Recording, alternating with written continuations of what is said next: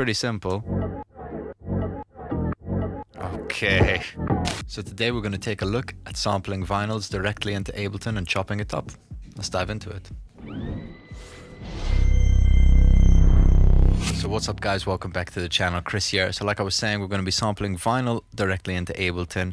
We've got this vinyl of Marvin Gaye, greatest hits, so you know it's going to have all the classics on it. But saying that, I have to avoid using too much of the audio or else I'm going to get a copyright strike. So we've got Ableton open here. I'm just going to create a new track. This is just my template as I have it set up. So I'm going to call it vinyl. You can see I've got the vinyl player here. Got a song preloaded up. Alright, this is my track right here. So we're just going to sample the start of the song. So I'm just going to skip through this bit real quick. Okay, so we've got the sample here. Very nice, got a little bit of ambience in the beginning.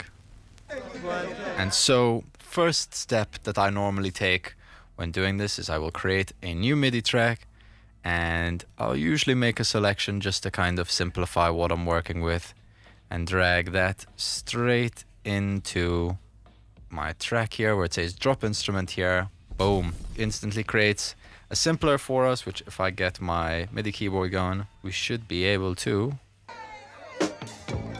start playing it. I'm gonna crank up the volume a bit.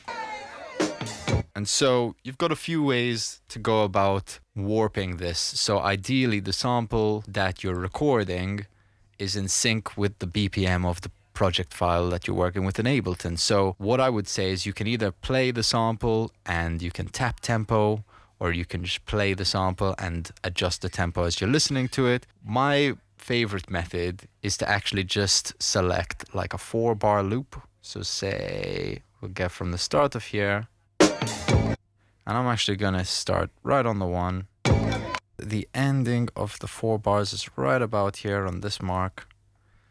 And there we go. I can use my in and out points here basically to create my loop. And what's really good is we can warp as 4 bars. So now I click this, boom, and we've got that 4-bar warped. I'm going to transpose this slightly just for the sake of hopefully avoiding some copyright. And this is what we're left with. And bear in mind, this should be in sync. So if I play, sounds pretty in sync to me. So what's great is this allows me to change my tempo to 90 and all should stay in sync.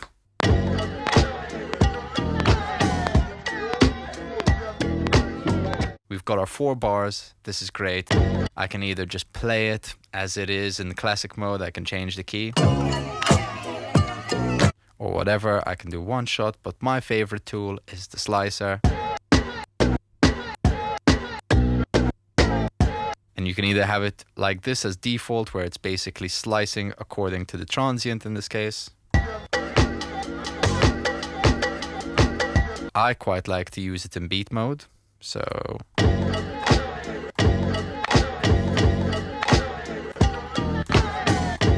what's nice is you can also go in and adjust these if it's not perfect.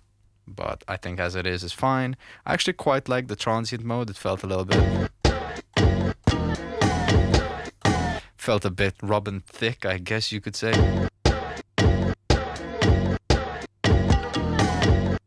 So then we're kicking off already. Let's set our BPM. I might keep it on 120, and then we'll put in our loop. Let's go.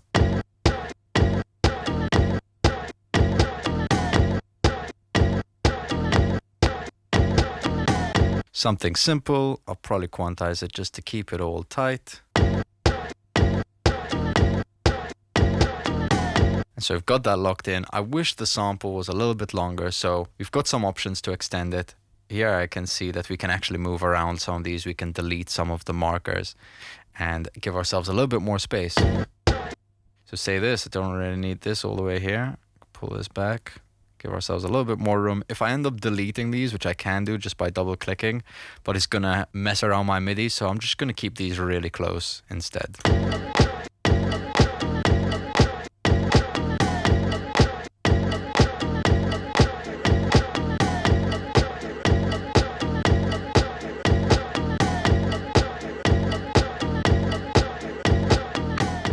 Oh, I'm loving that already. We're kicking off. So I'm going to try a few things. That's kind of the majority of the video, I'll be honest. If you want to know how to sample your vinyls, that's basically the process. Pretty simple. Okay. Sorry, I'm getting carried away here. So if that's all you wanted to know, you can go off and you can sample your own vinyls, because that's probably all the information you're going to need. Something to consider, at least in my case, is the fact that my vinyl player is a little bit heavy on the right side. So normally I just have to kind of balance it a little bit to the left side. You can hear that's a little bit right heavy, so I just pull the balance a little bit to the left. But this right here, get a bit of kickstart going, and then, you know, you stick a house beat on top or whatever. I have a couple of ideas in mind, so the rest of this video is just going to be creating a little fun chop with this sample. So let's go.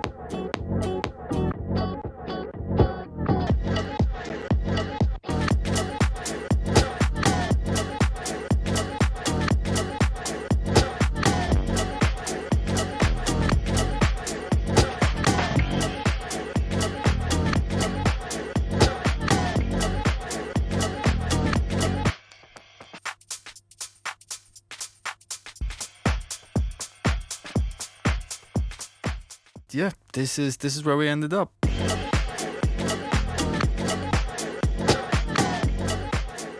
So that's pretty much it for today, guys. If you enjoyed, let us know in the comment section below. Do you sample vinyls yourself? Is this a part of your process? Are you trying to, you know, get into it? If so, I'd love to know. Let's start the conversation in the comment section.